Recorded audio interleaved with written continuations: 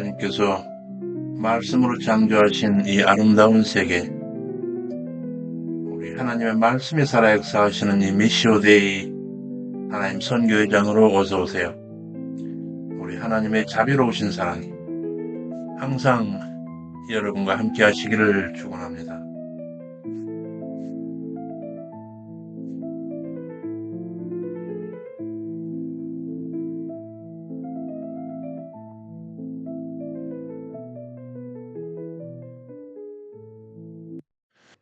제 카페입니다. 왼편 카테고리에서 제2편 제사장 나라 수립 제3장 제사장 나라 영토 여호수아서에 계속되는 내용입니다.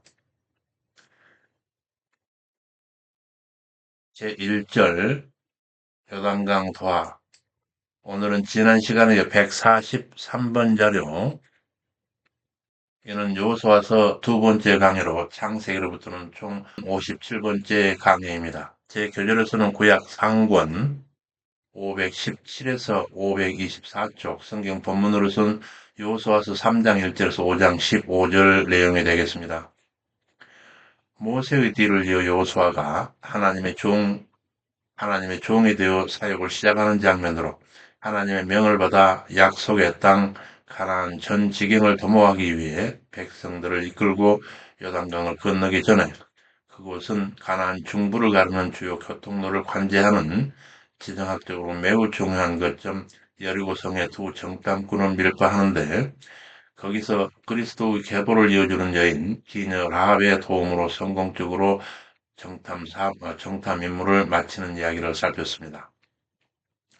오늘은 요단강을 건너면서 목격하는 제2의 홍해토와 이적과 약속 땅에서 치러야 할 거룩한 전투 본영을 여리고 평원 길갈에 구축하고 거기서 유월절을 준수하고 그 이튿날 땅에 소산을 먹게 되자 만나가 중지되고 드디어 여리고로 진군하는 중에 거룩한 전투를 위해 여호와께서 파송하신 군대 장관이 임전하는 장면까지를 살펴보겠습니다.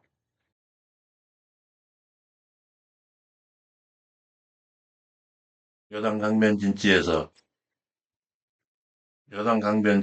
우선 3일을 유숙합니다. 여호수아서 3장 1에서 6절입니다.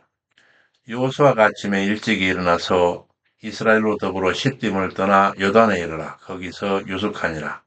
3일 후에 유사들이 진중으로 다니며 백성들에게 가로되, 너희는 레위 사람 제사장들이 하나님 여호와의 언약궤를 메는 것을 보거든 너희 곳을 떠나 그 뒤를 쫓으라. 여기서 이에 대해서 옥스퍼드 해설을 보겠습니다. 각주 1053번입니다.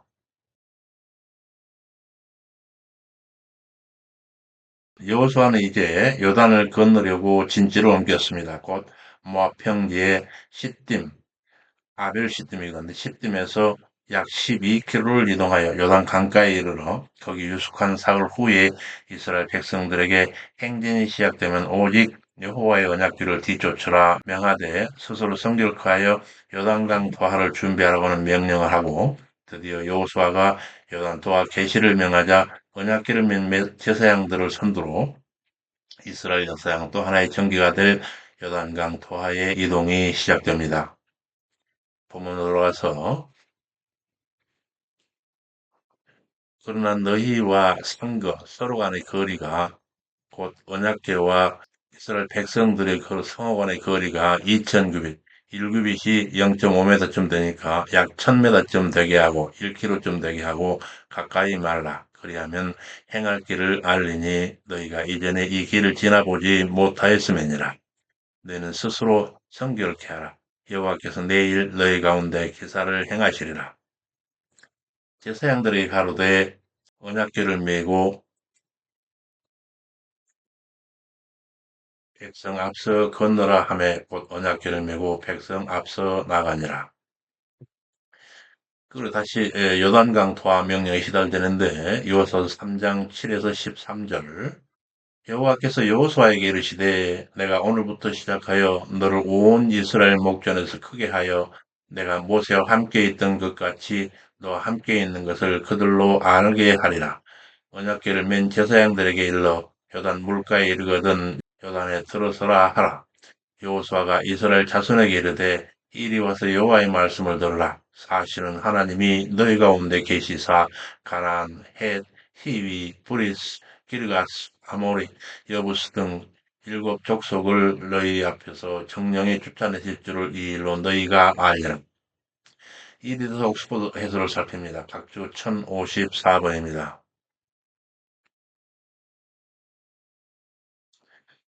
여호수아는 이스라엘 백성들이 요단강을 건너기 직전 그들에게 요단강 도하 사건이 지지는 의의를 선포하고 그의 구체적 지침을 시달합니다. 요단강 도하의 의의는 첫째, 요단 도하를 통해 여호수아의 영도자적 지위를 확립시키는 것입니다. 이는 마치 모세가 이스라엘의 지도자로서 이스라엘을 출애굽시켰으나 결정적으로 홍해도와 사건을 통해 여호와와 함께한 자로서의 지도력을 확실히 인정받게 된 것과 마찬가지입니다. 둘째로 여호수아는 요단강 도하 사건을 통해서 여호와께서 진정 가나안 일곱 족속들을 이스라엘 앞에서 쫓아내실 것을 알게 될 것이라 하였습니다. 이는 곧 요단강 도하 사건은 그 자체가 약속의 땅을 차지하게 되리라고 하는 일종의 보증적 성격이 있다라고 하는 것입니다.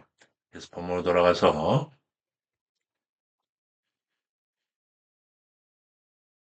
일곱 족속을 너희 앞에서 청령히 쫓아내실 줄을 이 일로 너희가 알리라. 보라, 온 땅의 주의 언약궤가 너희 앞서 요단으로 들어가나니 이스라엘 지파 중 매 지파 한 사람씩 12명을 택하라. 온 땅의 주 여호와의 궤를 맨 제사장들의 발바닥이 요단물을 밟고 멈추면 흘러내리던 요단물이 끊기고 쌓여 서리라. 여단강에 들어서는 장면에서 매 지파별로 한 사람씩 택한 12명에 대해서 옥스포드가 해설하고 있습니다. 각주 1055번입니다.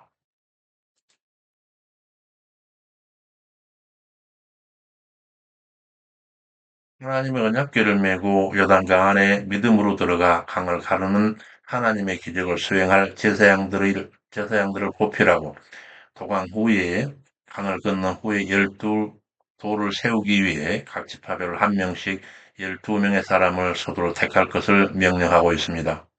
이렇게 각 지파마다 한 명씩 선발되는 12명은 하나씩 12개의 돌을 요단 강에서 운반해 세우는 역할을 하게 됩니다. 이들은 이스라엘 전체를 상징하고 있습니다. 예수 본문으로 돌아가서 그렇게 하고 드디어 요단강 투하의 장면이 펼쳐집니다.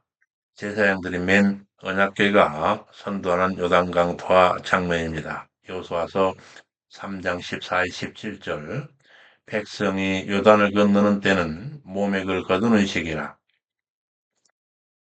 모맥, 보리맥, 모맥을 거두는 시기라.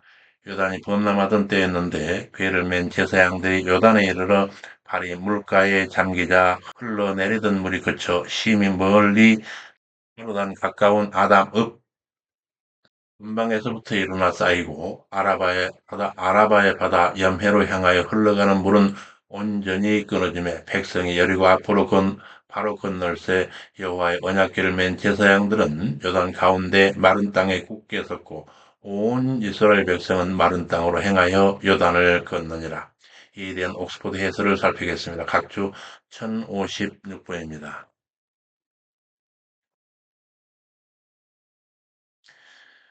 요단강은 가나안 본토 요단 서편과 트랜스 요단 곧 요단 동편 고지를 가로지르는 하나의 지리적 경계소입니다. 그러나 이스라엘 백성들에게 있어 요단강은 단순한 지리적 경계 이상의 의미를 지니고 있습니다. 그것은 하나의 신학적 경계로서 요단을 건넜다는 사실은 출애굽 당시 홍해 사건과 더불어 하나님 구속 사건을 회상시키는 대표적 사건으로 언급되기도 합니다. 이토록 중요한 의미를 지닌 요단강 토화 사건이 여호와의 이적으로 이루어졌음을 주목해야 합니다. 아마도 힘센 장정 몇 사람이 헤엄을 쳐서 강을 건널 수는 있었을 것입니다. 그러나 보리를 거두는 시기, 아비벌, 리산을 태양력으로서는 3, 4월경인데 이 모맥을 거두는 시기, 곧 늦은 비로 물이 강둑까지 차고 물살에 세워지는 시기에 수많은 사람들이 2, 30m 너비의 강을 건너기란 불가능한 일이었습니다. 그러나 하나님께서 그러나 하나님 여호와께서는 출애굽 당시 이스라엘 앞을 가로막던 홍해를 가르셨듯이 이번에는 요단강의 물을 멈추게 하십니다. 약속 땅으로 들어서기 위한 마지막 관문을 여호와 이적으로 무사히 통과하게 된다고 하는 것은 가나안 입성 과정에 여호와께서 개입하시고 역사하신다고 하는 것을 다시 한번 확인해 주시는 것입니다. 곧 요단강 도하의 이적을 보면서 여호수아를 비롯한 이스라엘 백성들은 여호와의 능력을 다시 한번 체험하고 여호와의 군대로서 정복 전쟁에 대한 용기와 확신을 얻게 되는 것입니다. 결코 놓치지 말아야 할 또 한 가지가 있지. 그것은 여호와의 기사가 일어난 거기 여호와의 언약궤가 있었다라고 하는 사실입니다. 언약궤가 머무는 장소 바로 거기서 이적이 일어났습니다. 요단토와 이적의 핵심은 수많은 이스라엘 백성이 마른 땅을 향하여 요단을 건너는 장엄한 광경 자체가 아니라 요단강 한가운데 여호와의 언약궤가 굳게 서 있었다라고 하는 사실입니다. 여호와는 언약을 따라 이적을 행하시며 언약의 백성은 그 말씀에 순종할 때에만 여호와 이적을 체험하게 됩니다. 언약의 말씀에 순종하는 자만이 요단을 건너 가나안으로 들어갈 수 있었던 것처럼 역시 언약의 말씀에 순종한 그리스도인들만이 요단의 경계를 넘어 영원한 천국의 기업에 들어갈 수 있다 하는 것입니다. 본문으로 돌아와서 언약궤가 서 있는 하산, 하천 바닥 해서 12기념석을 채취하는데 여호수아서 4장 1절에서 9절 요단을 건너매 여호와께서 가라사대 매 지파에 한 사람씩 12사람을 택하고 요단 가운데 제사장들의 발이 굳게 선 그곳에서 돌 12를 취하고 그것을 가져다 오늘 밤 유숙할 그곳 곧 길갈에 두라 하라. 여호수아가 그 12사람을 불러 이르되 요단 가운데 너희 하나님 여호와의 궤 앞으로 들어가서 이스라엘 자손들의 지파 수대로 각기 돌 한 개씩을 취하여 어깨에 매라. 그것이 너희 중에 표징이 되리라. 후일에 너희 자손이 물어 가로되 이 돌들은 무슨 뜻이뇨 하거든 이르기를 요단물이 여호와의 언약궤 앞에서 끊어졌나니 언약궤가 요단을 건널 때 요단물이 끊어졌으므로 이 돌들이 영영한 기념이 되리라 하라. 그리고 언약궤가 선 강바닥, 하천바닥 하상에 또 다른 돌 12를 또 세우는데 여호수아서 4장 8절에서 9절 자손들이 지파수대로 취해온 요단의 돌을 유숙한 곳에 두었고 이와 별도로 여호수아는 요단강 하상에 서 있던 제사장들의 발치에 이돌 12돌을 세웠더라. 여기서 요단강 하상 꼭 강바닥에 세웠던 12기념석에 대한 옥스퍼드 해설을 살피고 넘어가겠습니다. 각주 1057번입니다. 여호수아는 각 지파의 대표 12명으로 요단 강바닥으로부터 돌을 하나씩 가져오게 하여 기념이 되게 하였습니다. 그리고 또한 요단강 바닥에도 12개의 돌을 세우게 했습니다. 이스라엘 백성들이 유숙할 곳에 돌을 세우게 한 전자의 명령이 전적으로 하나님의 명령에 의한 것이었다면 요단강 한가운데 돌을 세우게 한 본질 내용은 여호수아의 개인적 생각으로 행한 일이었습니다. 돌아가서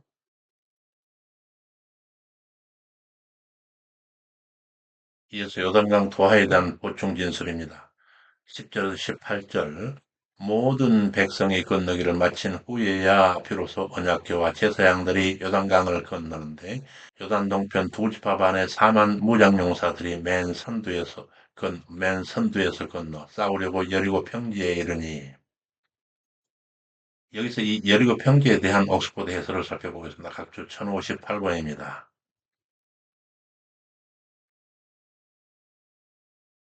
이 지명은 서부 셈족, 달신의 이름과 연결되는 것으로 보입니다. 이것은 오늘날 텔에서 술탄이라고 하는 곳으로 사해 북쪽 12km, 요단에서 서쪽 9km, 예루살렘에서 동북쪽 약 30km 지점입니다. 여리고성은 좋은 식수가 나는 샘이 있었고 종려나무가 무성한 곳이었습니다. 구성한 곳이어서 종려의 성읍으로 불리기도 했습니다. 이곳은 이미 주전 3200년경부터 탑과 성벽이 있었다라고 하는 고고학 증거가 나올 정도로 이스라엘 백성들이 가나안 땅에서 들어가기 전부터 사람들이 살고 있었던 매우 평화롭고 강성한 성읍이었습니다. 이곳은 가나안 중앙에 위치하였기에 이스라엘이 가나안을 정복하기 위해서는 반드시 먼저 점령해야 하는 전략적 요충지였습니다.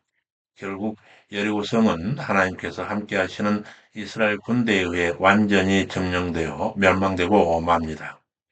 한편 이곳 평지 히브리어 아레보트는 황량한 평원, 평안하지 않은 땅이라고 하는 히브리 아라바의 연계의 형입니다. 이 용어가 사용된 것으로 보아 당시 두 지파반 군사들이 주둔했던 곳은 여리고 성에서는 다소 떨어진 요단강 서편 여리고 성읍 근교에 저지된 넓은 초원지대로 보입니다. 본문으로 돌아가서 이렇게 요단강 건너는데 요단 동편 두 지파반의 4만 무장용사들이 맨 선두에서 건너 싸우려고 열국 평지에 이르니 그날의 이 요단강 도하 사건으로 여호수아의 권위가 백성들 가운데서 모세와 같이 그 생존하는 날 동안 확실하게 인정됩니다. 다 건넌 후에 여호와께서 여호수아에게 제사장들을 요단에서 올라오게 하라 명하시니 여호수아가 제사장들에게 명함에 언약궤를 맨 제사장들이 요단 물에서 나오는 동시에 강물이 도로 흘러 이전처럼 언덕에 넘치니라. 그리고 나서 여리고 평지 그곳 길갈에 전투 본영을 즉시 개설하는데 본영에 세운 12 기념석에 관한 이야기입니다. 여호수아 4장 19절 24절 때는 정월이라 하는데 출애굽 40년 11월 1일 모세의 모압 설교 직후 그 이듬해 정월 10일입니다.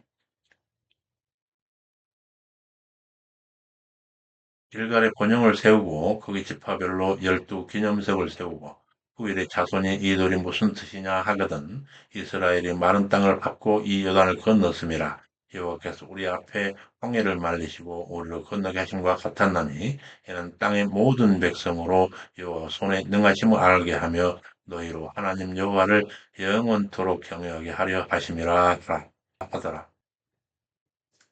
여기서 여호와의 손에 능하심을 알게 하며에서 안다라고 하는 그 개념에 대해서 옥스퍼드 해설을 살피겠습니다. 각주 1059번입니다.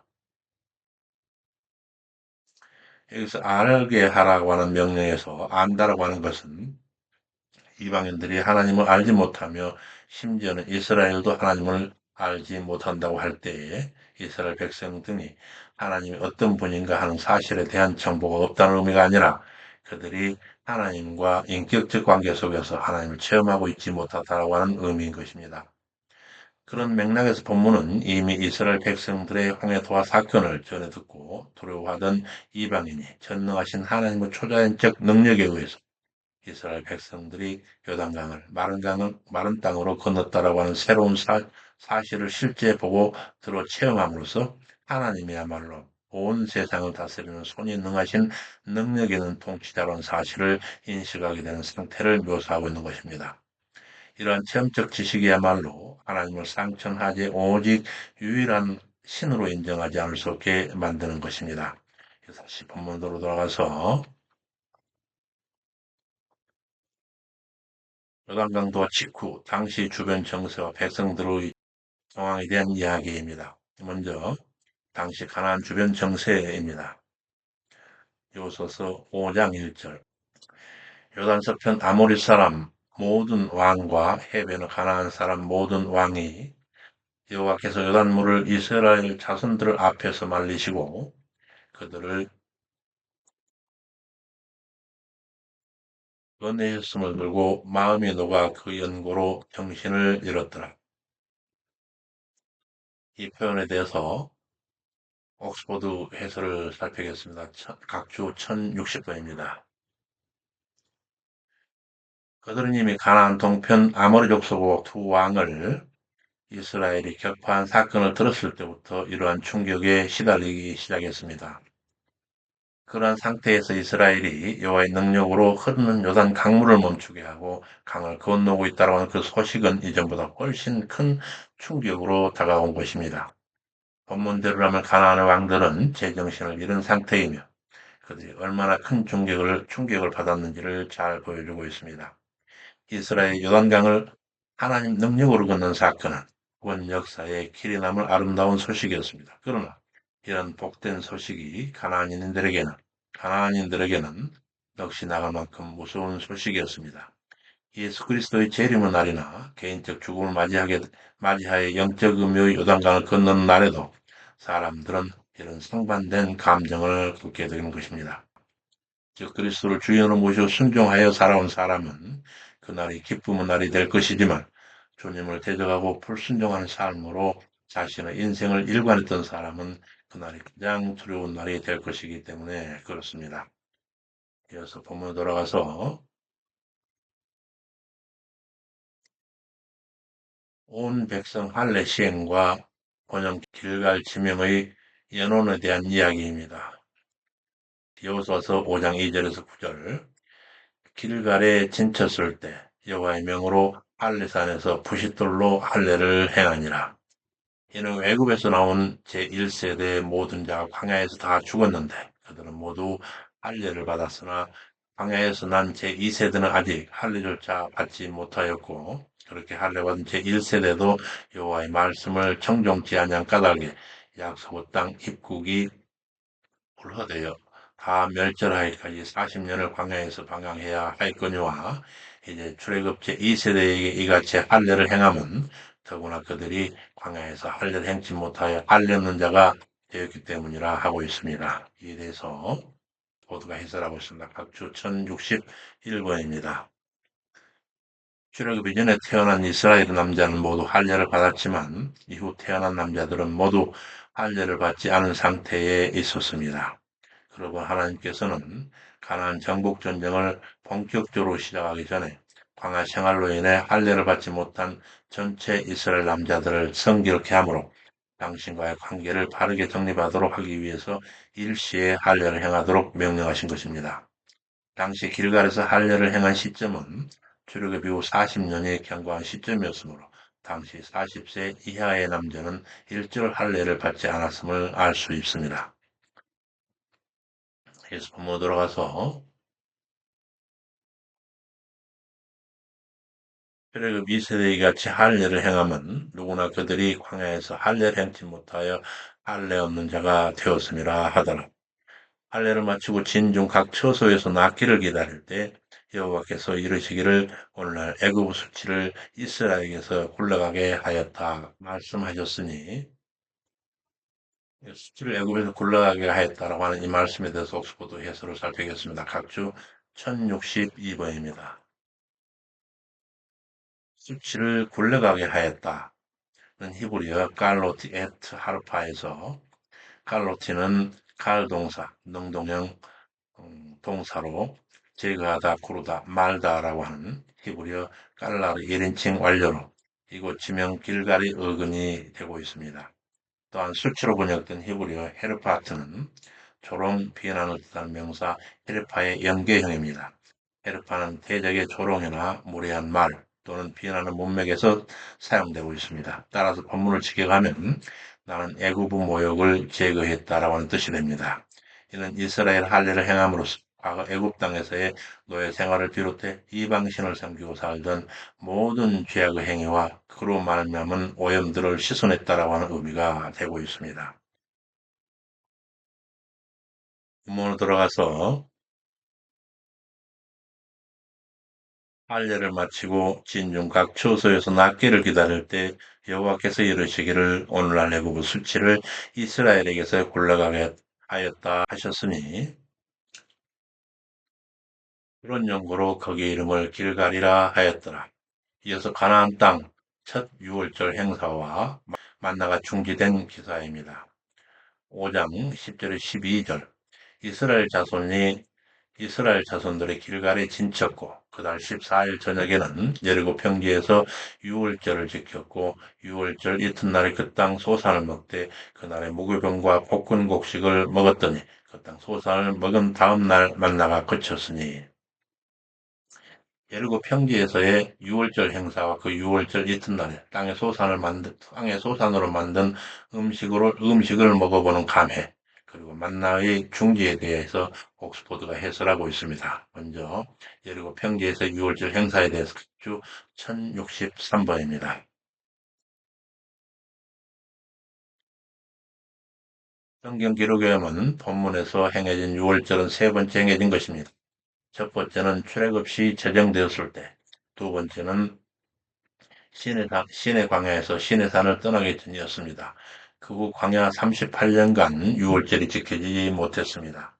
할례는 유월절 예식의 전제되는 의식이어서 그 기간 할례를 행하지 않았던 사실로 미루어 유월절 역시 지켜지지 않았을 것입니다.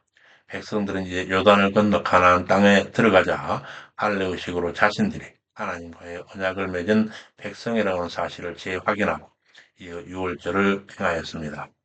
38년에 중단되었던 유월절을 다시 지키는 백성들은 그 감회가 깊었을 것입니다.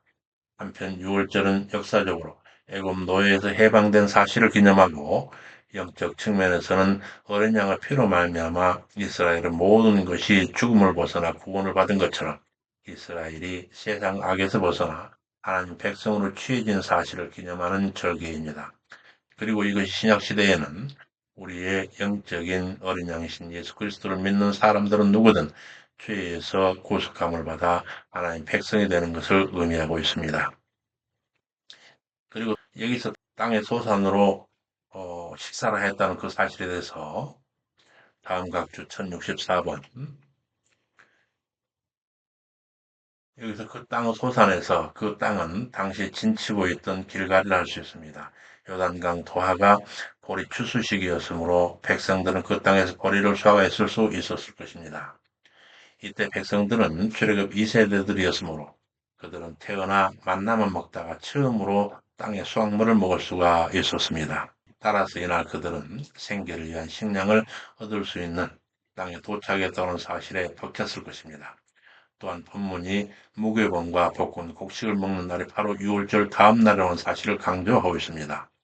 이것은 기자가 이스라엘 백성들이 제11회 요단강을 건넜고 가나안, 가나안에서 첫 유월절을 지킨 제14일 다음 날 바로 그날부터 볶은 곡식을 먹었다는 사실을 강조하고 있는 것인데 본문에서 볶은 곡식을 먹기 시작한 시점을 이처럼 명확하게 밝힌 것은 단지 땅의 소산을 먹었다는 사실을 부각하는 것만 아니고 그것이 상징하는 바 만나를 먹던 광야 40년 생활이 종료되었다는 사실을 강조하고 있는 것입니다. 그런데 여기서 만나를 그쳤다고 하는 그 사실에 대해서 다음 각주에서 보면 이 만나는 광야 생활 동안 백성들이 먹었던 주식이었습니다. 그들은 출애굽 둘째 달부터 먹기 시작해서 40여 년 안식일을 위한 모든 날에 하나님으로부터 만나를 받아 주식으로 사용했습니다. 아무것도 먹을 것을 얻을 수 없었던 광야에서 하나님께서 그 시대에만 허락하신 한시적인 특별한 음식이었습니다. 그리고 하나님께서는 백성들에게 만나를 주신 목적을 깨우치시는 목적의 의도에서 아론으로 언약궤 안에 넣어 두게도 하셨습니다. 따라서 백성들은 만나를 통하여 자신들의 일상에서 필요한 모든 것을 공급하시는 하나님 은혜를 경험할 수 있었습니다. 오늘날 모든 영역에서 정도의 필요를 채우시는 분도 역시 오직 하나님이십니다. 물론 우리가 필요한 것을 공급받는 통로는 다양하지만 그 통로도 사용하셔서 우리의 필요한 것을 주시는 분은 궁극적으로 하나님이십니다. 육신의 양식은 물론 날마다 신앙생활에 필요한 영적 양식을 공급하시는 분도 하나님이십니다. 그리고 하나님 공급하시는 사역의 설정은 우리에게 생명의 떡으로 보내신 독생자 예수 그리스도이십니다. 본문으로 돌아가서 유월절 이튿날에 그 땅 소산을 먹되 그날에 무교병과 볶은 곡식을 먹었더니 그 땅 소산을 먹은 다음 날 만나가 그쳤으니 이스라엘 사람들이 다시는 만나를 얻지 못하였고 그 해에 가나안 땅의 열매를 먹었더라. 그 후에 여리고 성으로 진군하는 중에 여호와의 군대 장관을 만나는데 여호수아서 5장 13에서 15절 여호수아가 여리고에 가까웠을 때 눈을 들어본즉 한 사람이 칼을 빼어 손에 들고 마주섰는지라 여호수아가 나아가 그에게 묻되 너는 우리를 위하느냐 우리의 퇴적을 위하느냐 그가 가로되 아니라 나는 여호와의 군대 장관으로 이제 왔느니라. 그 전장으로 나아가는 여호수아 앞에 여호와의 군대 장관이 임전하는 장면으로 이해된 옥스퍼드 해설을 살피겠습니다. 각주 1066번입니다.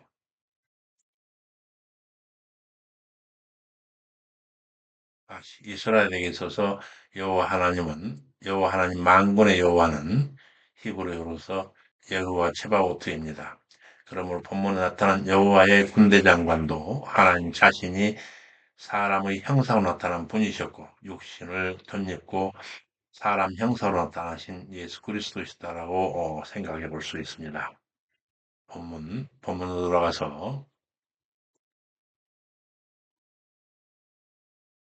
나는 여호와의 군대 장관으로 이제 왔느니라. 여호수아가 땅에 엎드려 절하고 가로되 주여 종에게 무슨 말씀을 하시려나이까. 여호와의 군대 장관이 여호수아에게 이르되 네 발에서 신을 벗어라. 너의 선 곳은 거룩하니라. 이와 같이 해서 전투태세가 완료되자 이어지는 본문 제6장에서 12장까지 7장에 걸쳐서 가나안 정복전쟁의 전 과정을 정리하고 있습니다. 이 전투는 지역별로 크게 세 국면으로 나뉘어 순차적으로 전개되는데 먼저 가나안의 허리라고 할 수 있는 여리고 공략으로 시작되어 중부 지역을 먼저 정복한 이후 다음으로 다음으로는 가나안 남부 지역을 정복한 그리고 가나안 북부 지역으로 전투가 진행되어 단계별로 정복해 나가는 순서를 밟고 있습니다. 그런데 전투의 시작, 중부 전투의 시발점을 여리고 전투로 시작하고 있습니다. 이 대해서 여기서 가나안 전투를 시작하게 되는 여리고성에 대해서 옥스포드가 해설하고 있습니다. 각주 1067번입니다.